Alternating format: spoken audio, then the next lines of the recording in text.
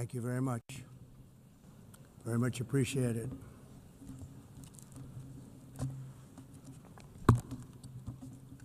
And I don't mind making this speech without a teleprompter, because the teleprompter is not working.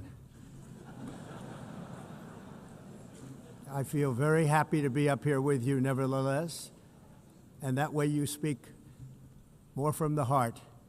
I can only say that whoever's operating this teleprompter is in big trouble.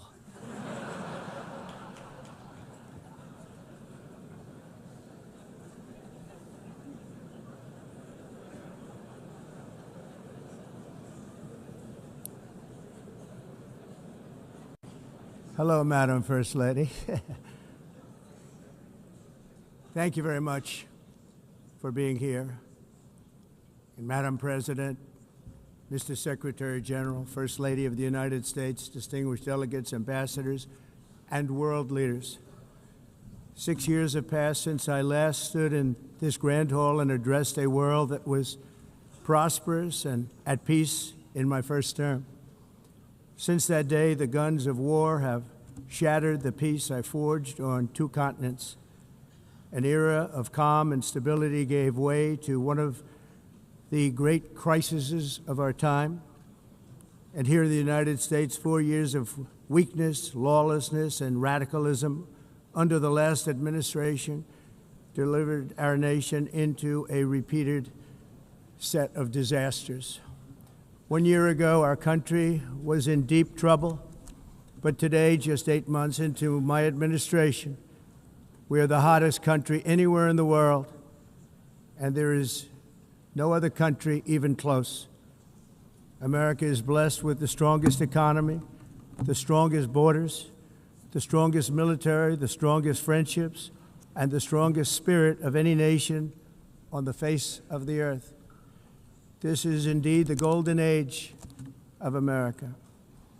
We are rapidly reversing the economic calamity we inherited from the previous administration, including ruinous price increases and record-setting inflation like we've never had before. Under my leadership, energy costs are down, gasoline prices are down, grocery prices are down, mortgage rates are down, and inflation has been defeated.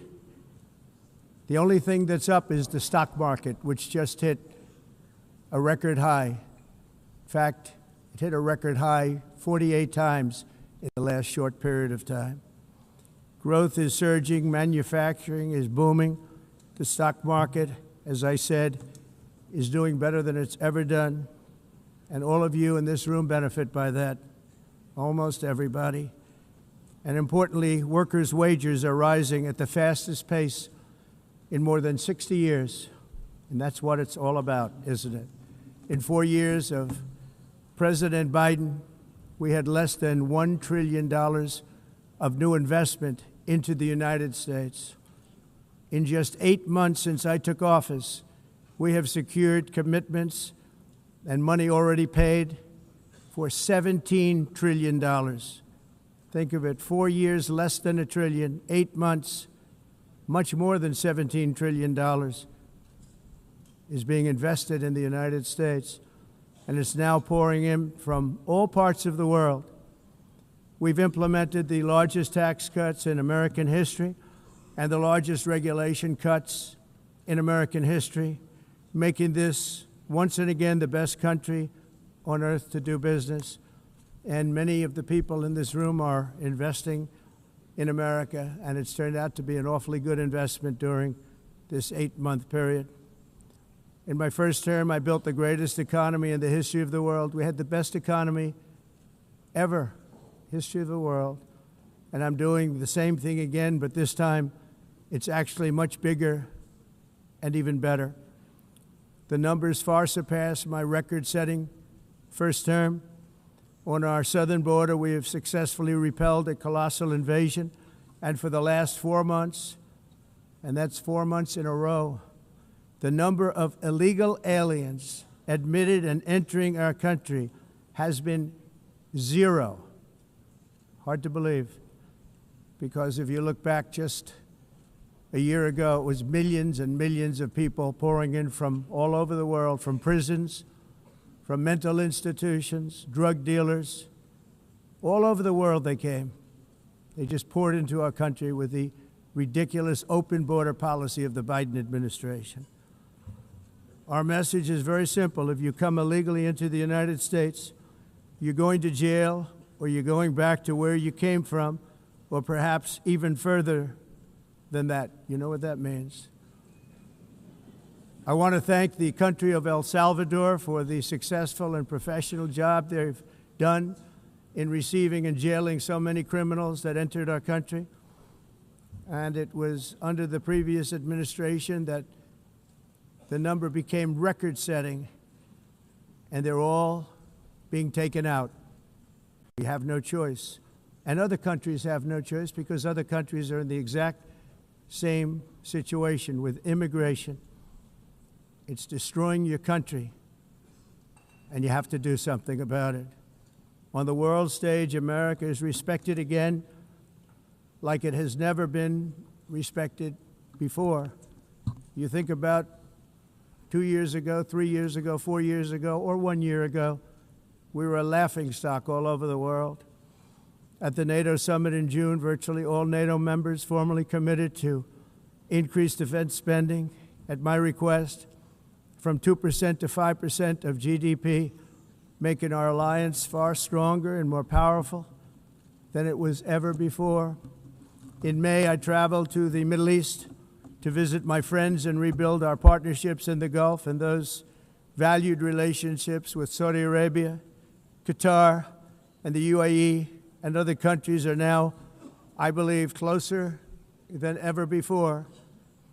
My administration has negotiated one historic trade deal after another, including with the United Kingdom, the European Union, Japan, South Korea, Vietnam, Indonesia, the Philippines, Malaysia, and many, many others.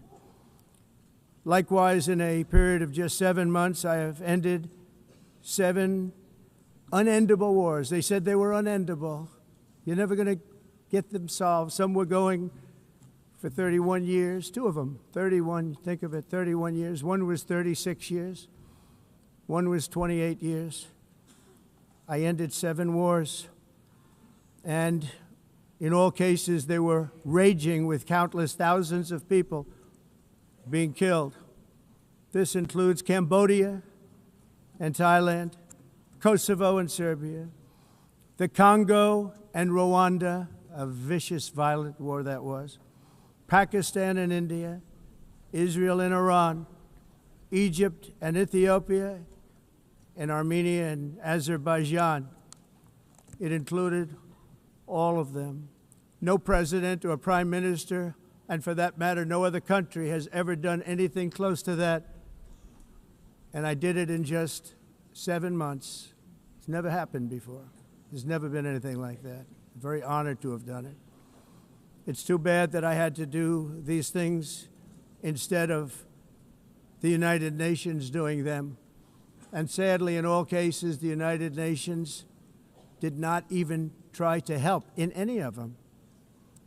I ended 7 wars, dealt with the leaders of each and every one of these countries, and never even received a phone call from the United Nations offering to help in finalizing the deal. All I got from the United Nations was an escalator that on the way up stopped right in the middle. If the First Lady wasn't in great shape, she would have fallen, but she's in great shape. We're both in good shape. We both stood. And then a teleprompter that didn't work. These are the 2 things I got from the United Nations, a bad escalator and a bad teleprompter. Thank you very much. And by the way, it's working now. It just went on. Thank you. I think I should just do it the other way. It's easier. Thank you very much. I didn't think of it at the time because I was too busy working to save millions of lives. That is the saving and stopping of these wars. But later I realized that the United Nations wasn't there for us. They weren't there. I thought of it really after the fact, not during these negotiations, which were not easy. That being the case, what is the purpose of the United Nations? The UN has such tremendous potential. I've always said it. It has such tremendous, tremendous potential, but it's not even coming close to living up to that potential. For the most part, at least for now, all they seem to do is write a really strongly worded letter and then never follow that letter up. It's empty words, and empty words don't solve war. The only thing that solves war and wars is action. Now, after ending all of these wars and also earlier negotiating the Abraham Accords, which is a very big thing for which our country received no credit, never receives credit. Everyone says that I should get the Nobel Peace Prize for each one of these achievements.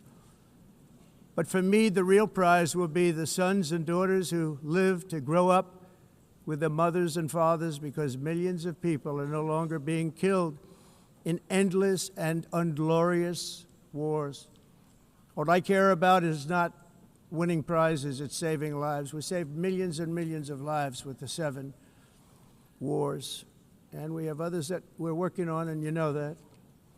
Many years ago, a very successful real estate developer in New York, known as Donald J. Trump, I bid on the renovation and rebuilding of this very United Nations complex. I remember it so well.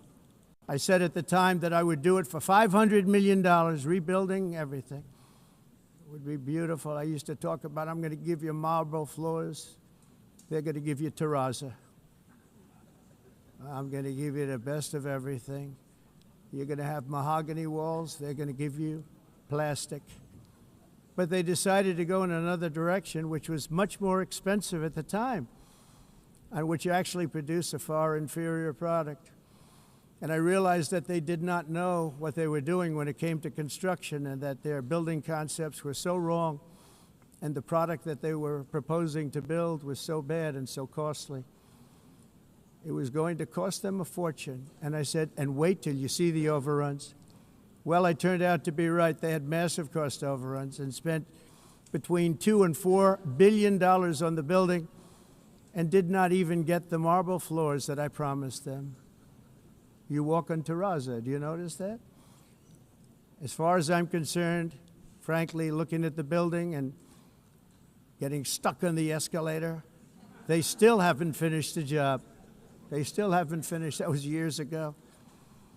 The project was so corrupt that Congress actually asked me to testify before them on the tremendous waste of money, because it turned out that they had no idea what it was, but they knew it was anywhere between $2 and $4 billion as opposed to $500 million with a guarantee.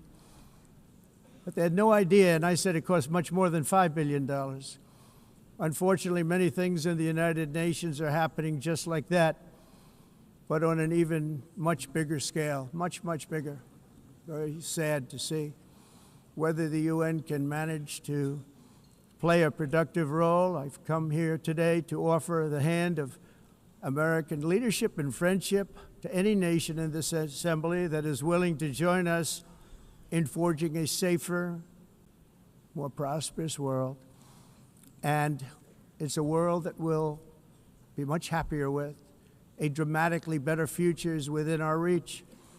But to get there, we must reject the failed approaches of the past and work together to confront some of the greatest threats in history. There is no more serious danger to our planet today than the most powerful and destructive weapons ever devised by man, of which the United States, as you know, has many. Just as I did in my first term, I've made containing these threats a top priority, starting with the nation of Iran. My position is very simple. The world's #1 sponsor of terror can never be allowed to possess the most dangerous weapon. That's why, shortly after taking office, I sent the so-called Supreme Leader a letter making a generous offer. I extended a pledge of full cooperation in exchange for a suspension of Iran's nuclear program. The regime's answer was to continue their constant threats to their neighbors and U.S. interests throughout the region, and some great countries that are right nearby. Today, many of Iran's former military commanders, in fact, I can say almost all of them, are no longer with us. They're dead. And 3 months ago, in Operation Midnight Hammer, 7 American B-2 bombers dropped the 14 30,000-pound each bombs on Iran's key nuclear facilities, totally obliterating everything. No other country on earth could have done what we did. No other country has the equipment to do what we did. We have the greatest weapons on earth. We hate to use them. But we did something that for 22 years people wanted to do. With Iran's nuclear enrichment capacity demolished, I immediately brokered an end to the 12-day war, as it's called, between Israel and Iran, with both sides agreeing to fight no longer. As everyone knows, I have also been deeply engaged in seeking a ceasefire in Gaza. Have to get that done. Have to get it done. Unfortunately, Hamas has repeatedly rejected reasonable offers to make peace. We can't forget October 7th, can we? Now, as if to encourage continued conflict, some of this body is seeking to unilaterally recognize a Palestinian state. The rewards would be too great for Hamas terrorists for their atrocities. This would be a reward for these horrible atrocities, including October 7th, even while they refuse to release the hostages or accept a ceasefire. Instead of giving to Hamas and giving so much, because they've taken so much, they have taken so much. This could have been solved so long ago. But instead of giving in to Hamas's ransom demands, those who want peace should be united with one message: release the hostages now. Just release the hostages now. Thank you.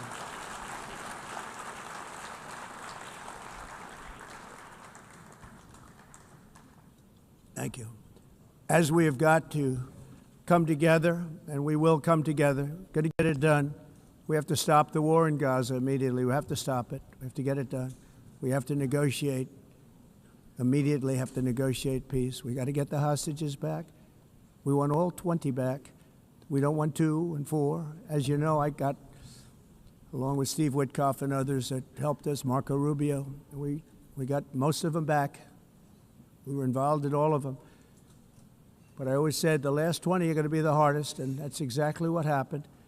We have to get them back now. We don't want to get back 2, and then another 2, and then 1, and then 3, have this process. No, we want them all back, and we want the actually 38 dead bodies back, too. Those parents came to me, and they want them back, and they want them back very quickly and very badly, as though they were alive. They want them. They want them every bit as much as if their son or daughter were alive. I've also been working relentlessly, stopping the killing in Ukraine.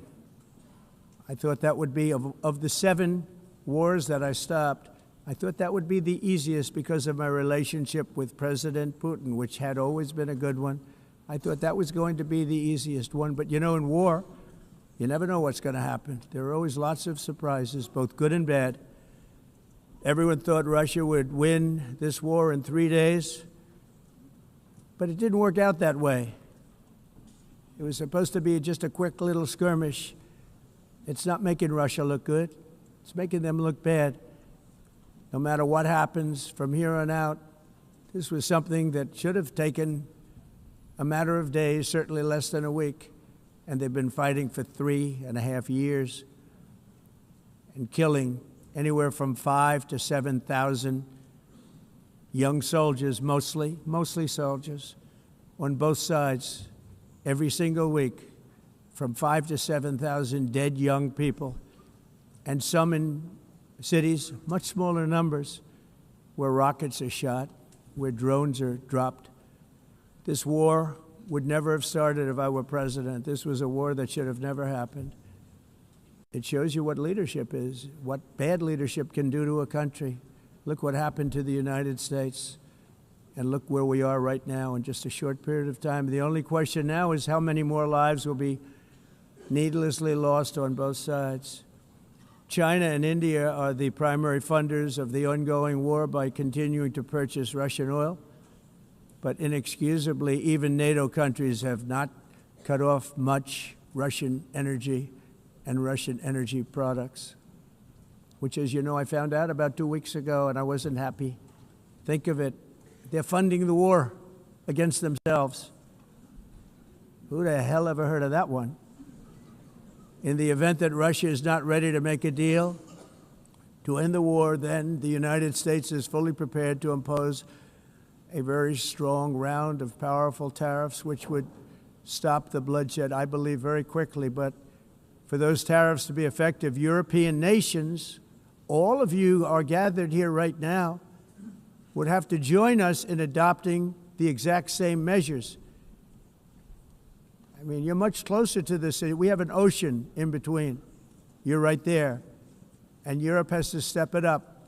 They can't be doing what they're doing. They're buying oil and gas from Russia while they're fighting Russia. It's embarrassing to them, and it was very embarrassing to them when I found out about it, I can tell you that.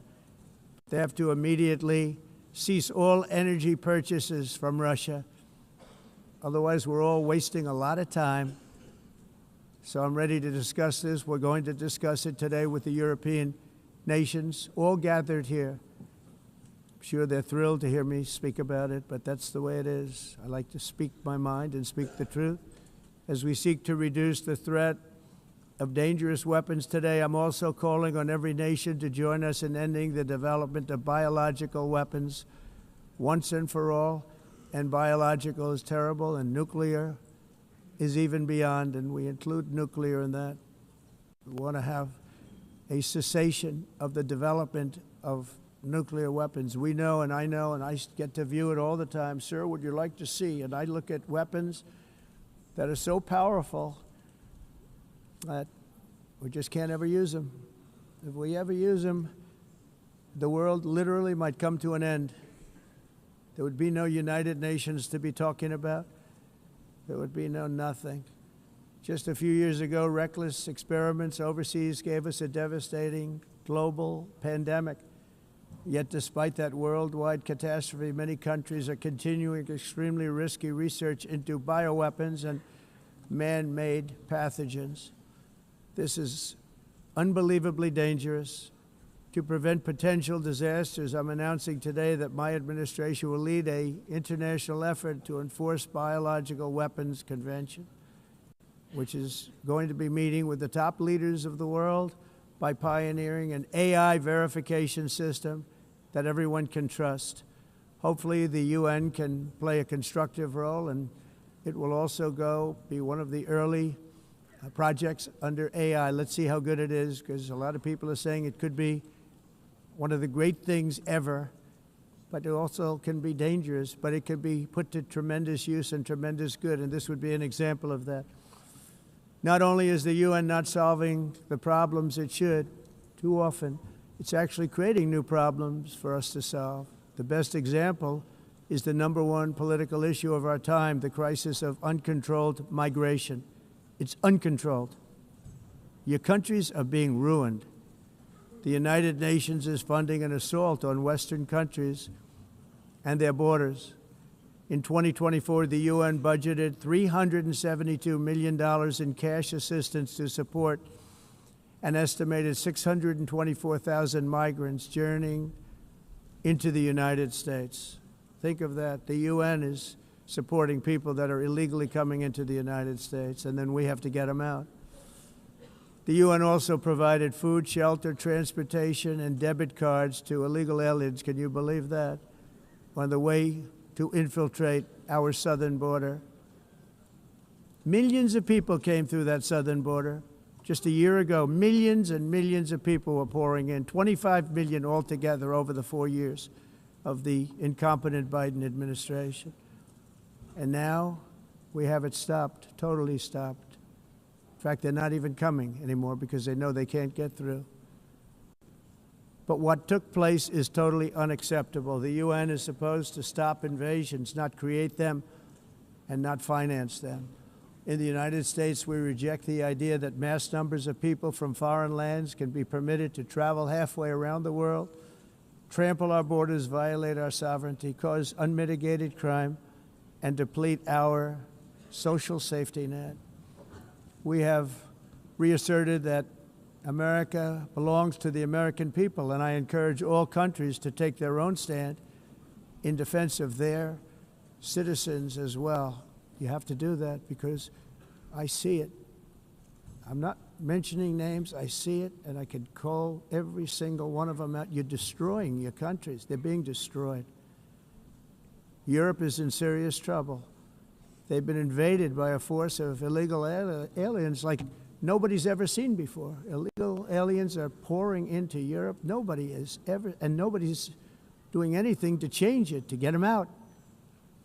It's not sustainable. And because they choose to be politically correct, they're doing just absolutely nothing about it. And I have to say, I look at London where you have a terrible mayor, terrible, terrible mayor. And it's been so changed, so changed. Now they want to go to Sharia law. But you're in a different country. You can't do that. Both the immigration and their suicidal energy ideas will be the death of Western Europe if something is not done immediately. This cannot be sustained. What makes the world so beautiful is that each country is unique. But to stay this way, every sovereign nation must have the right to control their own borders. You have the right to control your borders, as we do now, and to limit the sheer numbers of migrants entering their countries and paid for by the people of that nation that were there and that built that particular nation at the time. They put their blood, sweat, tears, money into that country, and now they're being ruined. Proud nations must be allowed to protect their communities and prevent their societies from being overwhelmed by people they have never seen before, with different customs, religions, with different everything. Where migrants have violated laws, lodged false asylum claims, or claimed refugee status for illegitimate reasons, they should, in many cases, be immediately sent home. And while we will always have a big heart for places and people that are struggling and truly compassionate, answers will be given. We have to solve the problem, and we have to solve it in their countries, not create new problems in our countries. And we are very helpful to a lot of countries that are just not able to send their people anymore. They used to send them to us in caravans of 25,000, 30,000 people each. These massive caravans of people pouring into our country, totally unchecked and unvetted. But not anymore. According to the Council of Europe in 2024, almost 50% of inmates in German prisons were foreign nationals or migrants. In Austria, the number was 53% of the people in prisons were from places that weren't from where they are now. In Greece, the number was 54%, and in Switzerland, beautiful Switzerland, 72% of the people in prisons are from outside of Switzerland. When your prisons are filled with so-called asylum seekers who repaid kindness, and that's what they did, they repaid kindness with crime. It's time to end the failed experiment of open borders. You have to end it now. See, I can tell you. I'm really good at this stuff. Your countries are going to hell. In America, we've taken bold action to swiftly shut down uncontrolled migration.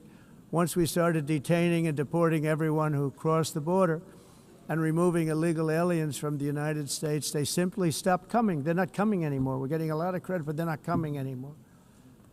This was a humanitarian act for all involved, because on the trips up, thousands of people a week were dying. Women were being raped. Nobody's ever seen anything like it. Raped, horribly beaten, raped. On the trip up, the journey up, it was a long walk. It was a long, arduous journey, indeed. And it was also a historic victory against human trafficking throughout the region. What we did was a victory, and we saved so many lives of people that wouldn't make the journey. That journey was loaded up with death. loaded up with death. Dead bodies all along the roads of jungles to get up. They go through jungles, they go through areas so hot you couldn't breathe. They were dying of suffocation, areas so hot that you couldn't breathe. Dead bodies all over. By them not coming, we're saving tremendous numbers of lives. My people have done a fantastic job in doing what they did, and the American public agrees with it. I mean, I was very proud to see this morning I have the highest poll numbers I've ever had. Part of it is because of what we've done on the border. I guess the other part is what we've done on the economy. Joe Biden's policies empowered murderous gangs, human smugglers, child traffickers, drug cartels, and prisoners from all over the world.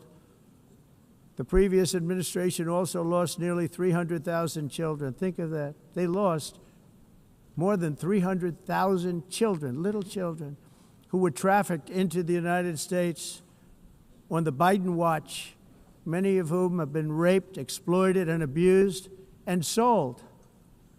Sold. Nobody talks about that. The fake news doesn't write about it. With many others, young children who are missing or dead.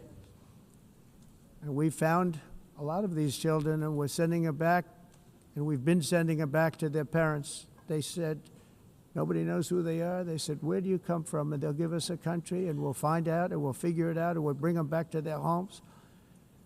And the mother and father rush to the door, and their tears in their eyes. They can't believe that they're seeing their son or daughter, their little son or daughter again. We've done almost 30,000 of them so far. Any system that results in the mass trafficking of children is inherently evil. Yet that is exactly what the globalist migration agenda has done, and it's what it's all about. In America, those days, as you know, are over. The Trump administration is working, and we are continuing to work to track down the villains that are causing this problem, and also, as I said, to get back the 30,000 we've already returned. Now I think we're going to have another. We're going to find a lot. You're not going to find all of them. 300, more than 300,000. They're lost or they're dead. They're lost or they're dead because of the animals that did this. To protect our citizens, I've also designated multiple savage drug cartels as far as, and you see this, and you see it happening right before your eyes. Let's put it this way, people don't like taking big loads of drugs in boats anymore. There aren't too many boats that are traveling on the seas by Venezuela. They tend not to want to travel very quickly anymore. And we've virtually stopped drugs coming into our country by sea. We call them the water drugs. They kill hundreds of thousands of people. I've also designated multiple savage drug cartels as far as foreign terrorist organizations, along with two bloodthirsty transnational gangs, probably the worst gangs anywhere in the world, MS-13 and Tren de Aragua. Tren de Aragua is from Venezuela, by the way. Such organizations torture, maim, mutilate, and murder with impunity. They're the enemies of all humanity. For this reason, we've recently begun using the supreme power of the United States military to destroy Venezuelan terrorists and trafficking networks led by Nicolas Maduro. To every terrorist thug smuggling poisonous drugs into the United States of America, please be warned that we will blow you out of existence. That's what we're doing. We have no choice. Can't let it happen. They're destroying.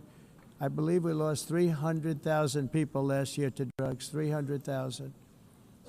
Fentanyl and other drugs. Each boat that we sink carries drugs that would kill more than 25,000 Americans. We will not let that happen.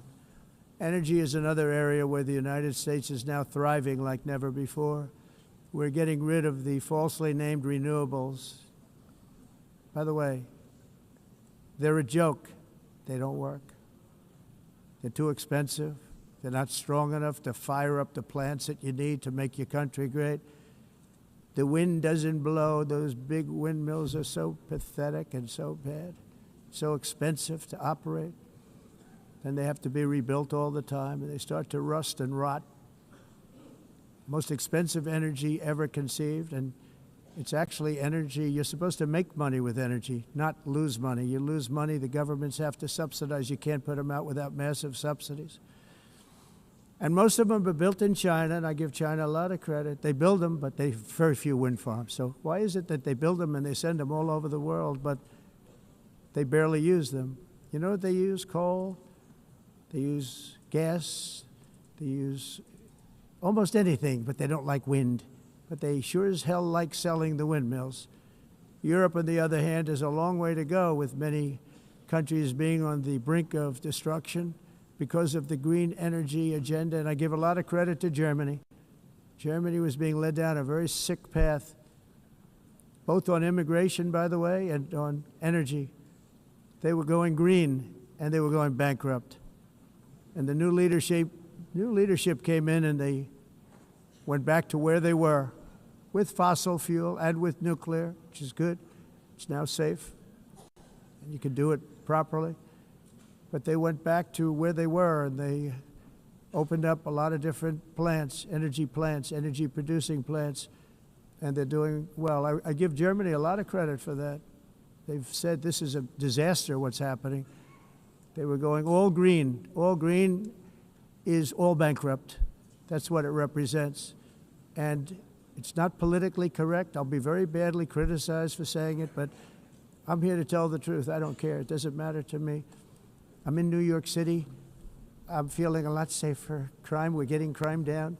And by the way, speaking of crime, Washington, D.C. Washington, D.C. was the crime capital of America. Now it's after 12 days, it's a totally safe city. Everyone's going out to dinner. They're going out to restaurants. Your wife can walk down the middle of the street with or without you. Nothing's going to happen. My people have done a fantastic job. And yes, I called in the National Guard, and the National Guard took care of business. And they weren't politically correct, but they took care of business. We got 1,700 career criminals out, brought them back to where they came from, the countries where they came from, or put them in jails. Washington, D.C. is now a totally safe city again, and I welcome you to come. In fact, we'll have dinner together at a local restaurant, and we'll be able to walk. We don't have to go by an armor-plated vehicle. We'll walk right over there from the White House. They've given up their powerful edge, a lot of the countries that we're talking about, in oil and gas, such as essentially closing the great North Sea oil. Oh, the North Sea, I know it so well. Aberdeen was the oil capital of Europe, and there's tremendous oil that hasn't been found in the North Sea, tremendous oil. And I was with the Prime Minister I respect and like a lot, and I said, you're sitting with the greatest asset. They essentially closed it by making it so highly taxed that no developer, no oil company can go there. They have tremendous oil left, and more importantly, they have tremendous oil that hasn't even been found yet. And what a tremendous asset for the United Kingdom. And I hope the Prime Minister is listening, because I told it to him 3 days in a row. That's all he heard. North Sea oil, North Sea, because I want to see them do well. I want to stop seeing them ruining that beautiful Scottish and English countryside with windmills and massive solar panels that go 7 miles by 7 miles, taking away farmland. But we're not letting this happen in America. In 1982, the executive director of the United Nations Environmental Program predicted that by the year 2000, climate change would cause a global catastrophe. He said that it will be irreversible, as any nuclear holocaust would be. This is what they said at the United Nations. What happened? Here we are. Another UN official stated in 1989 that within a decade, entire nations could be wiped off the map by global warming. Not happening. You know, it used to be global cooling. If you look back years ago in the 1920s and the 1930s, they said, global cooling will kill the world. We have to do something. Then they said global warming will kill the world, but then it started getting cooler, so now they could just call it climate change, because that way they can't miss. It's climate change, because if it goes higher or lower, whatever the hell happens, there's climate change. It's the greatest con job ever perpetrated on the world, in my opinion. Climate change, no matter what happens, you're involved in that. No more global warming, no more global cooling. All of these predictions made by the United Nations and many others, often for bad reasons, were wrong. They were made by stupid people that have cost their countries fortunes and given those same countries no chance for success. If you don't get away from this green scam, your country is going to fail.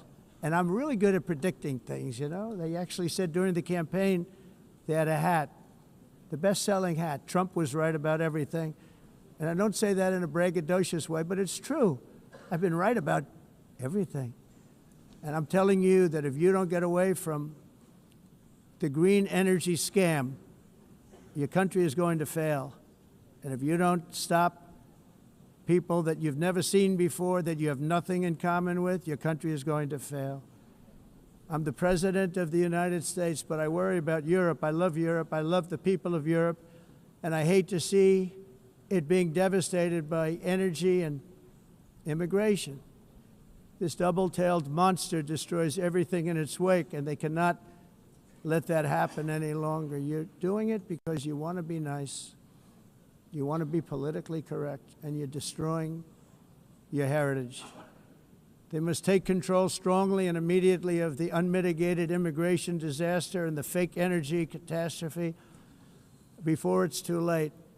The carbon footprint is a hoax made up by people with evil intentions, and they're heading down a path of total destruction. You know, the carbon footprint was a big, big thing a few years ago. I remember hearing about the carbon footprint, and then President Obama would get into Air Force One, a massive Boeing 747, and not a new one, an old one with old engines that spew everything into the atmosphere.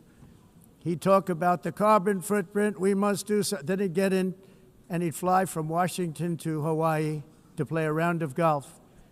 And then he'd get back onto that big, beautiful plane and he'd fly back and he'd talk about, again, global warming and the carbon footprint. It's a con job. At extreme cost and expense, Europe reduced its own carbon footprint by 37%. Think of that. Congratulations, Europe. Great job.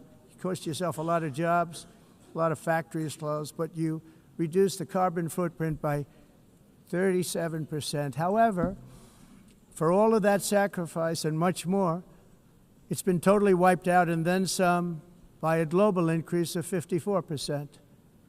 Much of it coming from China and other countries that are thriving around China, which now produces more CO2 than all the other developed nations in the world.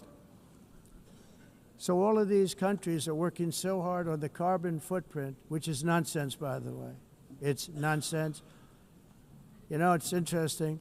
In the United States, we have still radicalized environmentalists, and they want the factories to stop. Everything should stop. No more cows. We don't want cows anymore. I guess they want to kill all the cows. They want to do things that are just unbelievable, and you have it too. But you know, we have a border, strong, and we have a shape, and that shape doesn't just go straight up. That shape is amorphous when it comes to the atmosphere. And if we had the most clean air, and I think we do, we have very clean air. We have the cleanest air we've had in many, many years. But the problem is that other countries, like China, which has air that's a little bit rough, it blows. And no matter what you're doing down here, the air up here tends to get very dirty because it comes in from other countries where their air isn't so clean. And the environmentalists refuse to acknowledge that. Same thing with garbage. In Asia, they dump much of their garbage right into the ocean.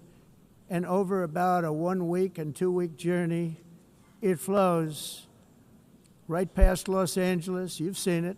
Massive amounts of garbage, almost too much to do anything about, flowing past Los Angeles, past San Francisco, and then somebody will get in trouble because he dropped a cigarette on the beach. The whole thing is crazy. The primary effect of these brutal green energy policies has not been to help the environment, but to redistribute manufacturing and industrial activity from developed countries that follow the insane rules that are put down to polluting countries that break the rules and are making a fortune. They're making a fortune. European electricity bills are now 4 to 5 times more expensive than those in China, and 2 to 3 times higher than the United States. And our bills are coming way down. You probably see that our gasoline prices are way down. You know, we have an expression, drill, baby, drill, and that's what we're doing. We're going to be much lower in a year from now. But they've come way down over the last year. As a result, every air conditioner is like very uncommon to see one in some of these countries because the electric costs are so high. So while the U.S. has approximately 1,300 heat-related deaths annually, that's a lot, Europe loses more than 175,000 people to heat deaths each year because the costs are so expensive you can't turn on an air conditioner. What is that all about? That's not Europe. That's not the Europe that I love and know. All in the name of pretending to stop the global warming hoax. The entire globalist concept of asking successful industrialized nations to inflict pain on themselves and radically disrupt their entire societies must be rejected completely and totally, and it must be immediate. That's why in America I withdrew from the fake Paris Climate Accord, where, by the way, America was paying so much more than every country. Others weren't paying. China didn't have to pay until 2030. Russia was given an old standard that was easy to meet, a 1990 standard. But for the United States, we're supposed to pay like $1 trillion. And I said, this is another scam. The fact is, the United States has been taken advantage of by the world for many, many years, but not any longer, as you probably noticed.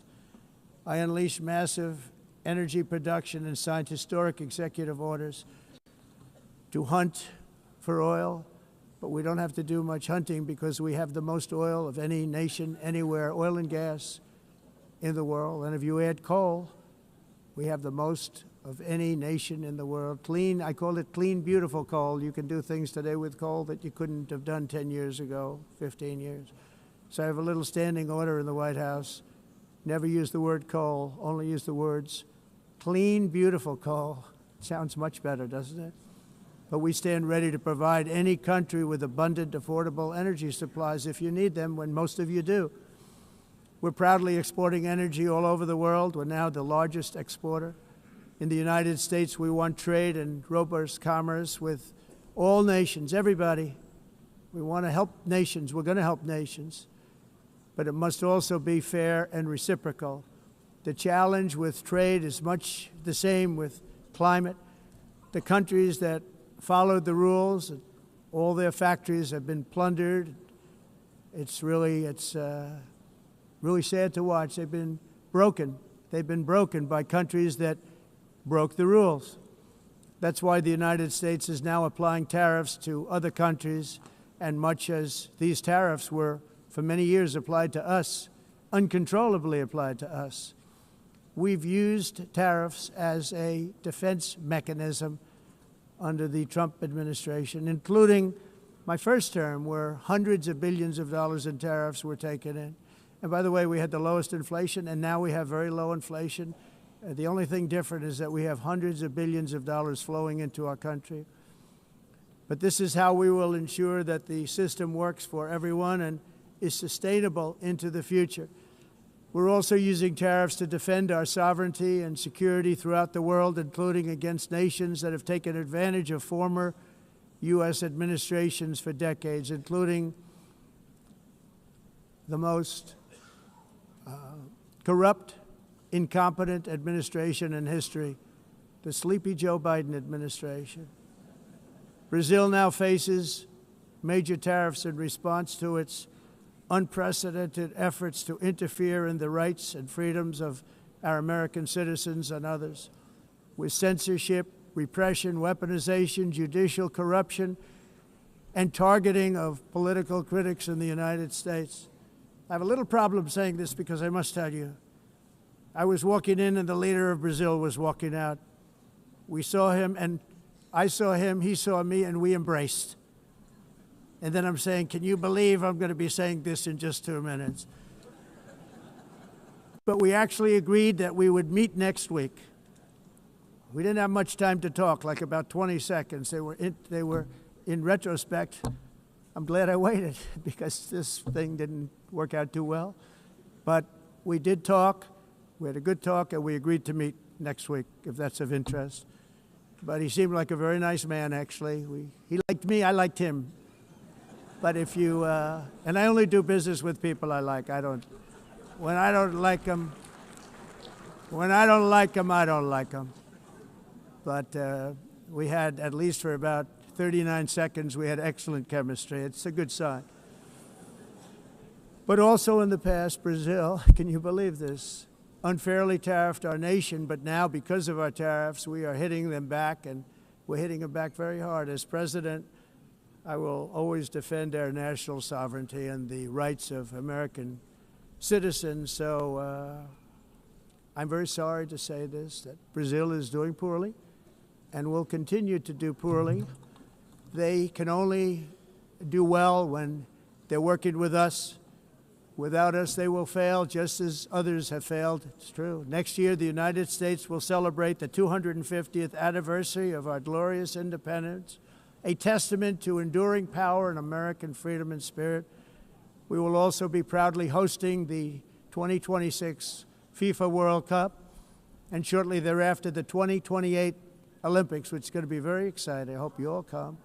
I hope that countless people from all over the globe will take part of these will be great celebrations of liberty and human achievement, and that together we all can rejoice in the miracles of history that began in July 4th, 1776, when we founded the light to all nations. And it's something really that an amazing thing came out of that date.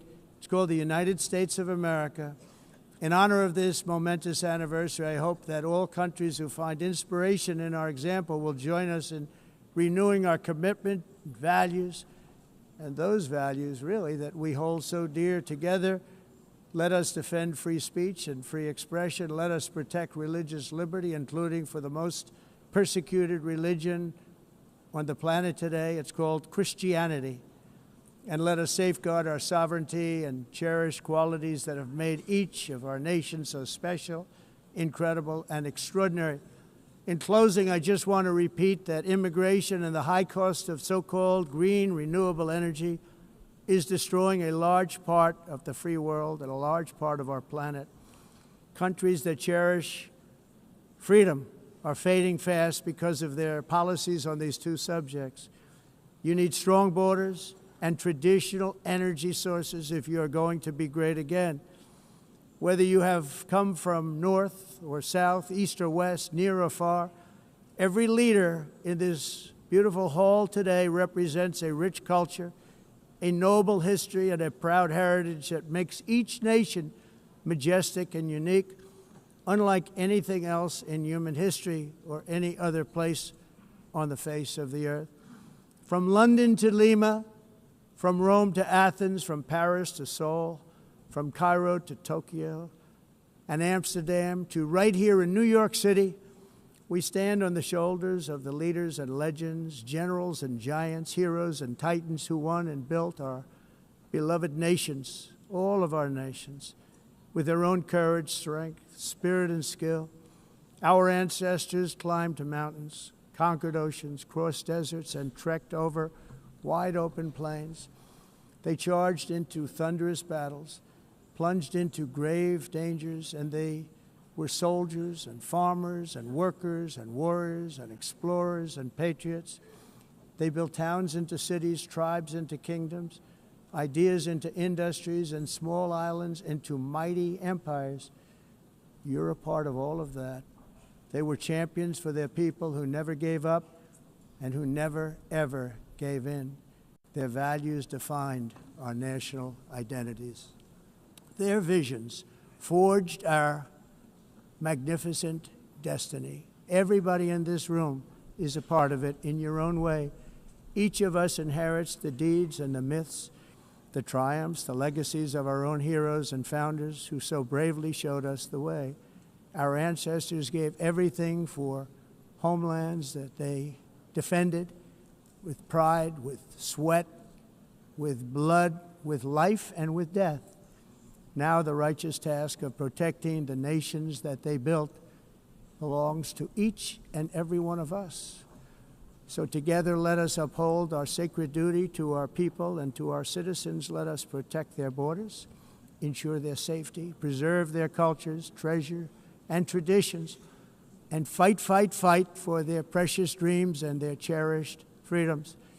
And in friendship and really a beautiful vision, let us all work together to build a bright, beautiful planet, a planet that we all share, a planet of peace and a world that is richer, better, and more beautiful than ever before. That can happen.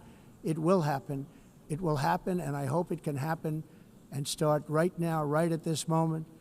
We'll turn it around. We're going to make our countries better, safer, more beautiful. We're going to take care of our people. Thank you very much. It's been an honor. God bless the nations of the world. Thank you very much. Bye.